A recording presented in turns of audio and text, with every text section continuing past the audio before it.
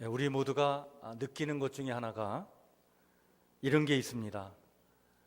나이 들면 들수록 시간이 빠르게 흐른다라고 하는 그 느낌을 우리 모두가 다 갖고 있죠. 여러분, 왜 그럴까요? 왜 나이가 들수록 왜 이렇게 시간이 빨리 흐르는 걸까요? 10대 때는 한 시속 10km로 흘러가던 이 시간이 70대가 되면 한 시속 70km로 시간이 흘러가지 않습니까? 나이를 먹어가면서 누구나 느끼는 이런 것에 대해서 의문을 갖고 수백 년 동안 수많은 철학자, 의학자, 심리학자들이 연구한 연구 결과를 모아놓은 책이 있습니다. 그 책 제목이 나이 들수록 왜 시간은 빨리 흐르는가 라고 하는 제목의 연구 서적입니다. 근데 이 책에서 가장 설득력 있는 가설은 다음과 같은 것입니다. 사람은요, 시간을 사건으로 기억한다는 거예요. 다시 말해서 새로운 사건, 새로운 일, 새로운 어떤 이벤트가 많으면 많을수록 시간이 길게 느껴진다는 겁니다.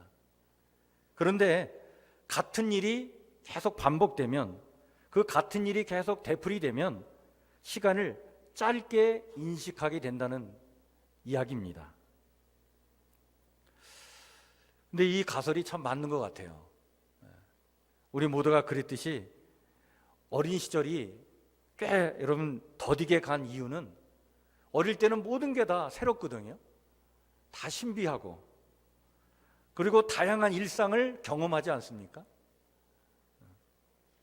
근데 나이가 들면 그 일상의 삶이라는 게 똑같이 반복되고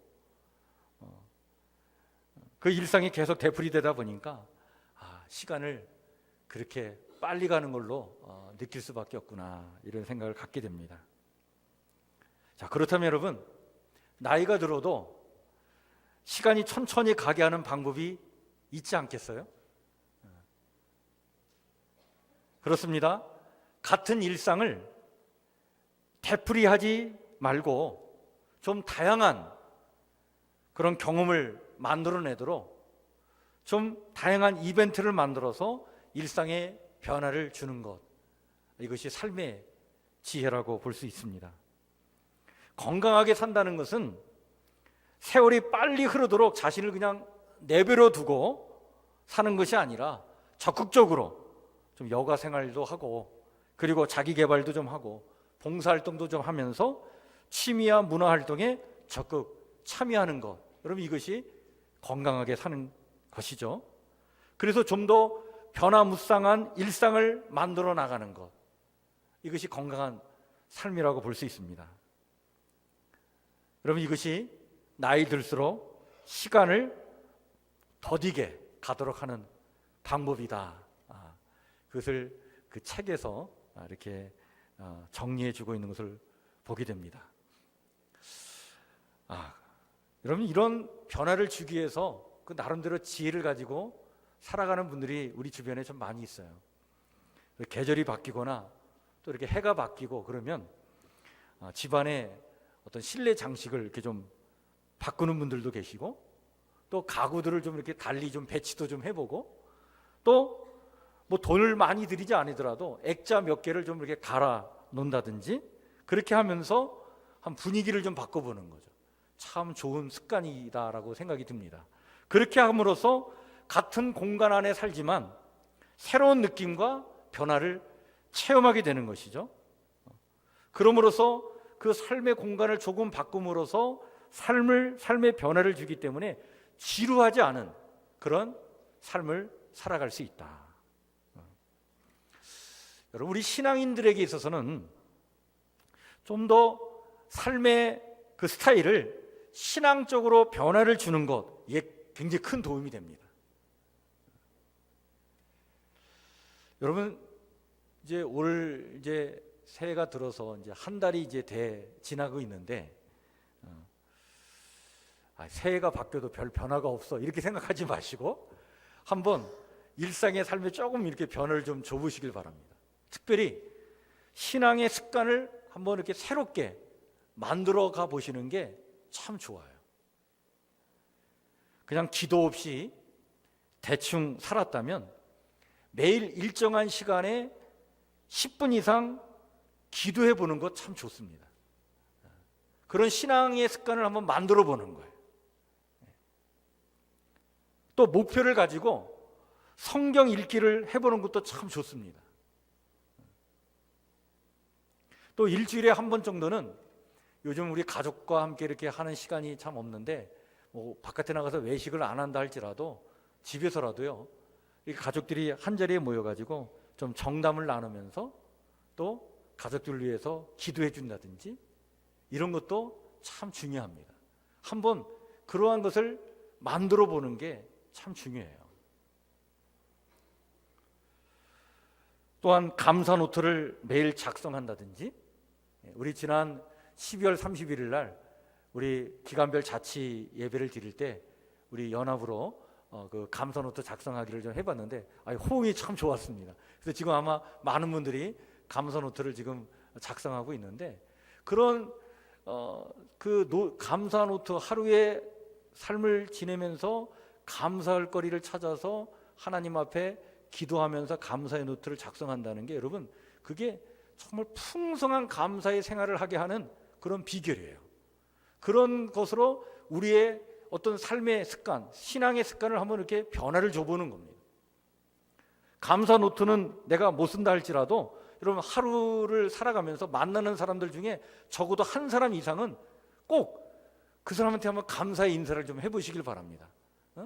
내가 당신 때문에 이것 때문에 내가 감사합니다. 그러면서 적어도 오늘 내가 만나는 사람 한 사람 이상에게는 내가 감사의 인사를 좀 해보자. 이 자그마한 신앙 습관을 딱 변화를 주는 순간 우리의 삶이 달라집니다. 그렇습니다. 여러분 이렇게 뭔가 조그마한 변화를 주면서 내 삶의 변화를 만들어내고 그리고 이렇게 건강하게 삶을 만들어 나간다는 것 굉장히 중요한 거예요. 여러분 우리 자연이 참 아름답지 않습니까? 자연이 아름다운 이유 중에 하나가 뭔지 아세요? 자연은요 우리에게 지루할 틈을 주지 않습니다. 얼마나 변화무쌍한지 몰라요. 매일매일 달라요. 신비하죠. 그래서 어느 신학자는 하나님을 이렇게 표현합니다. 하나님은 이렇게 자연을 변화무쌍하게 변화시켜 나가는 우주의 장식가이다 라고 이렇게 표현한 적이 있어요. 참 맞는 말이다 그런 생각을 하게 됩니다. 여러분 똑같은 날이 없어요. 매일매일 다릅니다. 그렇기 때문에 여러분 하나님께는 천년이 하루같이 그렇게 더디게 가는지도 모르겠어요. 이렇게 변화를 좋아하시는 하나님은요 자연의 이 변화를 통해 이 자연을 아름답게 만들어 나가실 뿐만 아니라 여러분 우리네 삶과 인생을 또한 이렇게 변화를 주기를 원하신다는 사실을 기억하시길 바랍니다. 하나님은 정말 그걸 바라고 계시고 즐거워하시고 또 그 변화를 일으켜 가셔요. 그걸 원하십니다. 여러분 정말 하나님이 그런지 아닌지 한번 여러분들이 좀 한번 체험해 보시면 좋을 것 같아요. 혹시 여러분들이 그냥 하루 딱 이렇게 눈을 떠서 일어났는데 내 감정이 그냥 뭔가 우울해 있고 뭔가 불만이 가득 차 있고 막 짜증스러웠고 그래서 뭔가 입을 열면 불평과 원망만 나오고 그리고 뭔가 그냥 사소한 일만 자그마한 일 하나만 내게 닥쳐도 그냥 두려움이 몰려오면서 막 염려 근심에 내가 막 짓눌리고 이런 삶을 내가 계속 살아가고 있다면 여러분 한번 이렇게 호흡을 좀 길게 하면서 하나님이 내 심령 속에 들어오셔서 내 마음의 주인이 되기를 하나님께 한번 내어드려 보시길 바랍니다. 그래서 지금 내 감정의 주인이 내가 아니라 하나님인 것을 인정해 드리면서 하나님께서 내 마음의 중심에 계셔서 내 감정을 하나님께서 새롭게 변화시켜 나가기를 바라면서 그러한 마음으로 기도를 해보셔요. 그러면 여러분 진짜 변화가 일어납니다.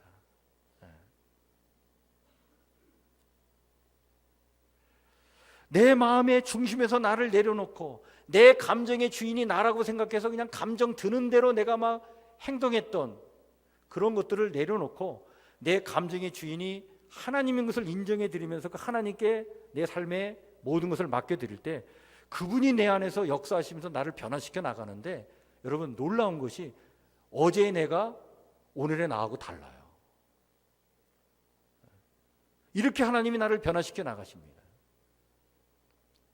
그 짜증스럽고 그렇게 불평과 원망만 나오고 뭔가를 바라보면 분노만 일어났던 그 분노의 장벽, 그 불평과 원망의 장벽들이 무너지게 됩니다.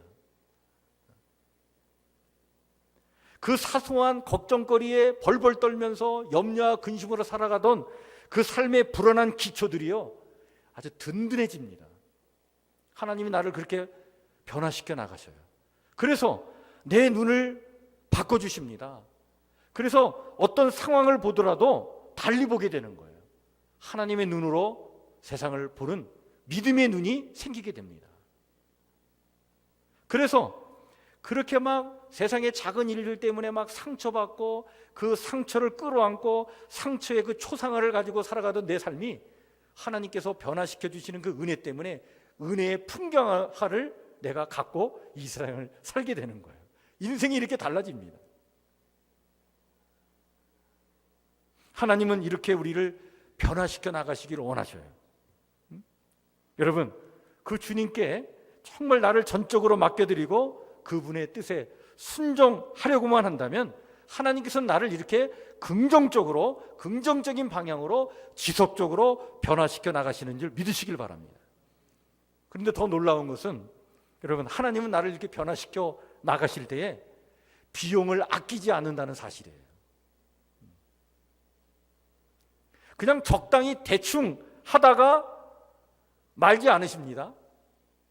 아주 하나님은 마스터 플랜을 갖고 말이죠, 철저하게 나를 변화시켜 나가시는데 아주 큰 뜻을 품고 완전한 변화를 꿈꾸시면서 그 일이 일어날 때까지 멈추지 않으십니다. 그래서 여러분들 반드시 알아야 될 사실이 있는데, 만약 우리가 하나님께 내 인생의 변화를 맡기기를 원하신다면 여러분, 그것은 어찌 보면 고통이 따르는 일일 수 있습니다.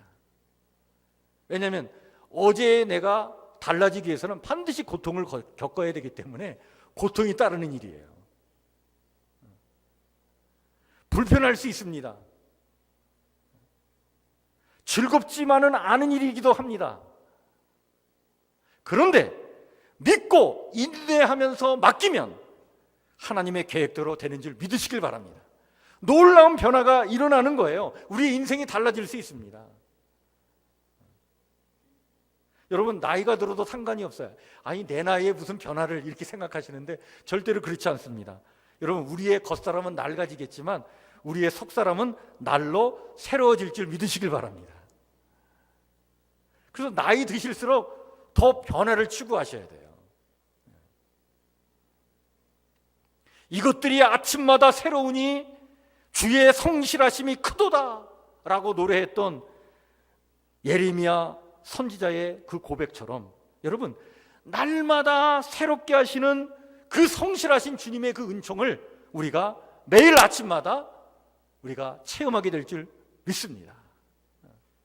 나를 늘 새롭게 변화시켜 나가시는 그 성실하신 하나님, 그 성실하신 하나님의 은총을 아침마다 만나고 체험한다는 게 얼마나 기쁜 일입니까? 그러니까 이것들이 아침마다 새로우니 주의 성실하심이 크도다. 예레미야 선지자가 그렇게 찬양하고 있는 거 아니에요? 오늘은 어제와 다른 거예요. 오늘 나는 어제의 나와 다른 존재입니다. 오늘은 그냥 어제 그대로 살아가는 게 아니라 오늘은 하나님께서 내게 주신 새로운 선물의 날이에요. 축복의 날입니다. 그 하루를 맞이할 때 오늘이야말로 하나님께서 내게 주신 축복의 날로 맞이하고, 오늘 나는 새로운 또 존재라고 하는 그런 기쁨과 소망 가운데 하루를 시작하고 산다면, 여러분 이것이야말로 정말 축복되고 건강하게 살아가는 삶의 모습인 줄 믿으시길 바랍니다. 하나님이 우리를 그렇게 만들어 가시는 거예요. 그런데 여러분, 이렇게 변화를 즐겨 하시는 하나님은요, 우리를 어디까지 변화시켜 가실까요? 어디까지 변화시켜 가실까요? 에베소서 4장 11절부터 15절에 보면 바울은 우리에게 이렇게 일러줍니다. 그가 어떤 사람은 사도로, 어떤 사람은 선지자로, 어떤 사람은 복음 전하는 자로, 어떤 사람은 목사와 교사로 삼으셨으니 이는 성도를 온전하게 하여 봉사의 일을 하게 하며 그리스도의 몸을 세우려 하심이라. 우리가 다 하나님의 아들을 믿는 것과 아는 일에 하나가 되어 온전한 사람을 이루어 그리스도의 장성한 분량이 충만한 데까지 이르리니, 이는 우리가 이제부터 어린아이가 되지 아니하여 사람의 속임수와 간사한 유혹에 빠져 온갖 교훈의 풍조에 밀려 요동하지 않게 하려 함이라. 오직 사랑 안에서 참된 것을 하여 범사에 그에게까지 자랄지니 그는 머리니 곧 그리스도이시라. 할렐루야. 아멘. 하나님은요, 우리가 정말 그리스도의 마음을 품은 사람, 예수님처럼 살아가는 사람, 예수님 닮은 사람이 되기까지 쉼없이 우리를 바꿔 나가신다는 사실입니다. 그래서 교회를 세우셨고 교회 사역자를 두시고 교회 일꾼들을 두신 이유가 여기 있다는 거예요. 여러분, 이것이 우리를 향한 하나님의 열망인 줄 믿으시길 바랍니다. 이게 하나님의 계획이에요. 이 열망과 이 계획을 갖고 오늘 우리를 보시는 거예요. 여러분, 하나님은 여러분을 있는 그대로 사랑하시는 줄 믿으시길 바랍니다. 그렇습니다. 여러분, 하나님은 지금 내 있는 모습 그대로를 사랑하셔요. 연약함이 있으면 연약한 모습 그대로 사랑하십니다. 그런데요, 나의 지금 그 모습 그대로를 사랑하시지만, 그러나 하나님은 그대로 두시지는 않으시는 분이에요. 하나님은 여러분이 예수님처럼 되기를 원하십니다. 그렇습니다. 하나님의 사랑은 인간의 사랑과 차원이 달라요. 여러분, 인간의 사랑은 좀 야박하잖아요. 잘할 때는 후하다가도 잘못하면 박해지는 사랑이 인간의 사랑 아닙니까? 참, 인간의 이 사랑에 비유 맞추기가 너무 힘들어. 근데 하나님은요, 변함이 없어요. 우리를 있는 그대로 사랑하시는 줄 믿으시길 바랍니다. 그러나 그대로 두시지는 않으십니다.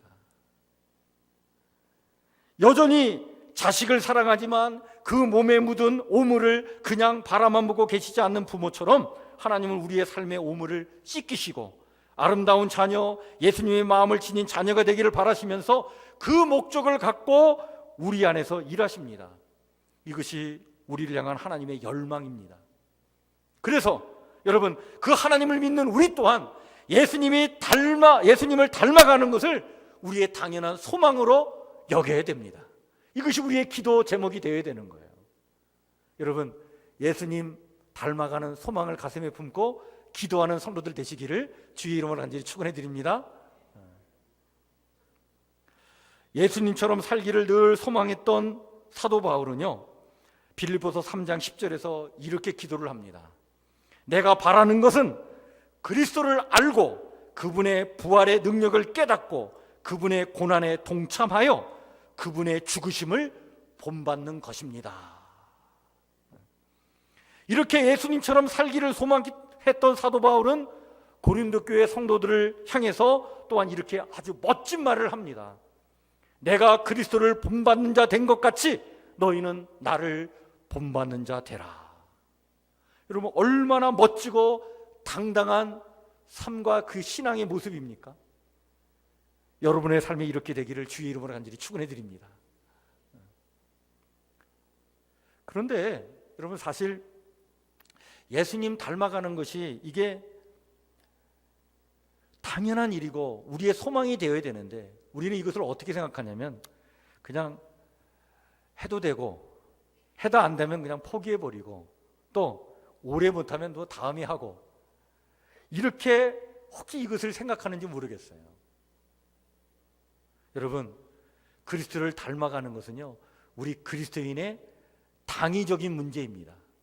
우리가 예수님을 믿음과 동시에 지금까지 해온 것이 바로 이것이고, 앞으로도 해야 할 당연한 사명이 예수님처럼 살아가는 것, 예수님 닮아가는 것인 줄 믿습니다. 여러분, 이것이 우리의 사명이 되어야 되는 거예요. 마태복음 8장에 보면 이런 이야기가 있어요. 나를 따르라라고 하는 주님의 부르심을 받은 제자 중 한 사람이 주님께 이런 요청을 합니다. 주여, 나로 먼저 가서 내 부친을 장사하게 허락하옵소서, 이렇게 요청을 하죠. 그런데 그때 예수님께서 말이죠, 아주 단호하게 이렇게 그 제자에게 말씀을 하십니다. 죽은 자들로 저희 죽은 자를 장사하게 하고 너는 나를 쫓으라. 너무 야박한 말씀 아닙니까? 아니, 아버지가 돌아가셔가지고 장사를 먼저 해야지, 그게 당연한 건데 주님께서 그걸 거절하시면서 죽은 자들로 죽은 자를 장사하게 하고 너는 나를 쫓으라고 하는 거예요. 그런데 사실 여러분, 이 말씀은 주님을 따른다고 하면서 늘 이 핑계 저 핑계 되는 사람들을 향해 주시는 단호한 말씀인 거예요. 지금 가장 시급하고 중요한 일은 나를 따르는 일, 이것이 되어야 된다는 거예요. 주님 닮은 삶을 살아가는 것, 이것이 되어야 된다는 거예요. 언제까지 이 핑계 저 핑계 대면서 믿음의 진보 없이 살아가느냐 말이에요. 그냥 변화 없이 그 나물에 그 밥으로 언제까지 재미없이 그렇게 신앙생활 하려고 하느냐 말이야. 책망하시는 말씀이에요. 뭔가 변화를 주고 뭔가 삶이 좀 바뀌고 뭔가 닮아가는 모습이 나타나야지. 그냥 변화 없이 그냥 재미없이 성장도 없이 믿음의 진보 없이 살아가는 너의 모습이, 이게 안 된다, 책망하시는 말씀이라고요. 여러분, 우리가 예수님 닮아간다는 것은 무엇을 의미할까요? 예수님처럼 된다는 것은 무엇을 의미하는 것일까요? 성경은 이것을 아주 명확하게 우리에게 말씀해 줍니다. 그것은 어린아이의 신앙에서 벗어나서 성숙한 어른의 신앙을 갖는 것을 의미합니다. 바울은 고린도전서 13장 11절에서 자신의 개인적인 고백을 통해 예수님처럼 된다는 것을 이렇게 말하고 있습니다. 내가 어릴 때에는 말하는 것이 어린아이와 같고 깨닫는 것이 어린아이와 같고 생각하는 것이 어린아이와 같았습니다. 그러나 어른이 되어서는 어린아이의 일을 버렸습니다. 또한 바울은 고린도전서 3장에서는요, 이 어린아이와 어른의 가장 큰 차이를 이렇게 명확하게 말씀하고 있습니다. 어린아이는 젖만 먹지 밥은 먹지 못한다, 이렇게 말해주고 있습니다. 여러분, 밥을 먹지 못하는 어린아이 뭘 얘기합니까? 참고 인내하고 자신을 쳐 복종시키고 힘든 고난의 길도 견뎌낼 줄 아는 그런 믿음이 없다는 거예요. 여러분, 이것을 사도 바울이 왜 고린도 전서에서 고린도 교회 성도들에게 이야기하고 있었냐면, 고린도 교회 성도들이 바로 이런 어린아이와 같은 신앙을 가지고 있었어요. 아주 유아기적인 신앙의 행태를 보여준 성도들이 고린도 교회 성도들이었습니다. 이런 유아적인 신앙을 이렇게 책망을 합니다. 고린도전서 3장 3절부터 4절 말씀인데 바울이 이렇게 책망을 하죠. 너희는 아직도 어린아이에 속한 자로다. 너희 가운데 시기와 분쟁이 있으니 어찌 어린아이와 같지 않다고 말할 수 있겠느냐? 어떤 이는 말하되 나는 바울파라 라고 하고, 다른 이는 나는 아볼로파라 라고 하니 너희가 육의 사람이요 어린아이가 아니더냐. 좀 더 포용할 줄도 모르고요, 그냥 이해할 줄도 모르고요, 겸손하여 참고 인내할 줄도 모르고요, 자신에게 피해가 날 것 같으면 그냥 거짓말을 하기까지 하면서 막 편가르기를 하고요, 당을 짓고 싸움을 일삼았던 것이 고린도 교회 성도들이었습니다.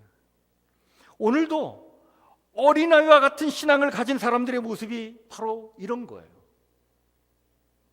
바울은 히브리서 12장 2절에서 믿음의 주여 또 온전하게 하신 이인 예수를 바라보자 라고 하면서, 주님 바라보면 주님을 닮게 되는데 어디까지 닮게 되느냐 하면, 주님께서 그 앞에 있는 기쁨을 위하여 십자가를 참으사 부끄러움을 개의치 아니하신 것처럼 욕먹고 싫은 소리 듣고 고난을 받는다 하더라도 그 모든 부끄러움을 개의치 않고 하나님 주시는 그 영광의 기쁨을 얻기 위해 끝까지 옳은 길, 그 진리의 길, 그 길을 가는 사람, 이 사람이야말로 주님 닮은 사람이다, 이렇게 말씀해주고 있는 것입니다. 그렇습니다, 여러분. 이것이 예수님처럼 사는 거예요. 성숙한 어른의 신앙을 가지고 있는 모습입니다. 자, 그런데 그렇다면 여러분, 이런 어른의 신앙이 되는 것, 어른이 되는 것은 이게 어떻게 가능하겠습니까? 어린아이에서 어른이 되는 것, 젖만 먹지 말고 밥도 먹을 수 있는 것, 이게 어떻게 가능하게 할 수 있겠습니까? 주님 닮아 성숙한 어른의 신앙을 갖는 것, 여러분, 이것이 우리의 바람과 소망이 되어야 되는데 이게 어떻게 가능하겠습니까? 성숙은 소망하는 것만으로는 이루어지지 않습니다.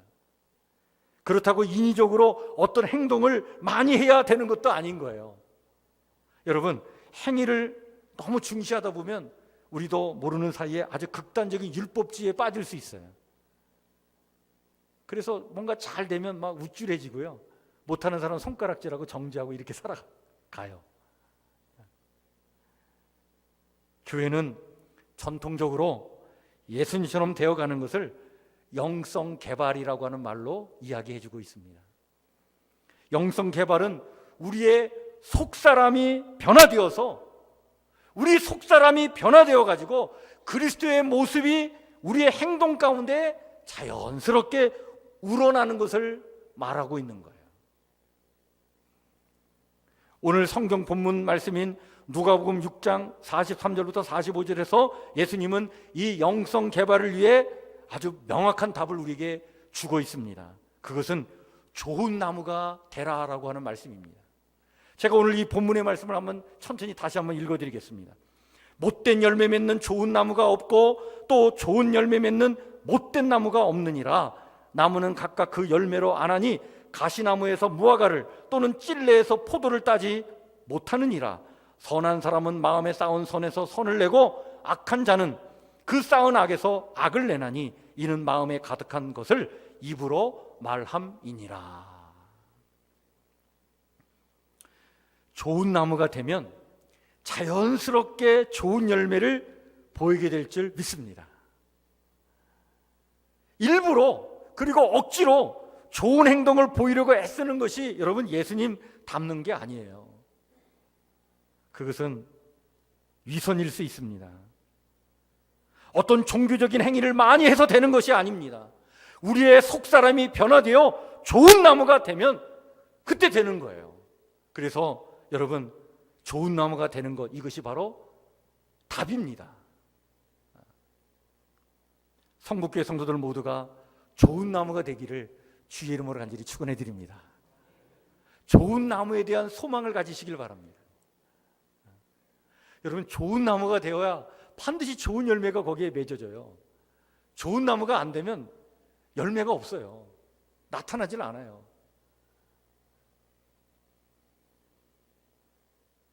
그렇다면 여러분, 좋은 나무가 되기 위해서 절대적으로 필요한 것이 있는데 그게 뭘까요?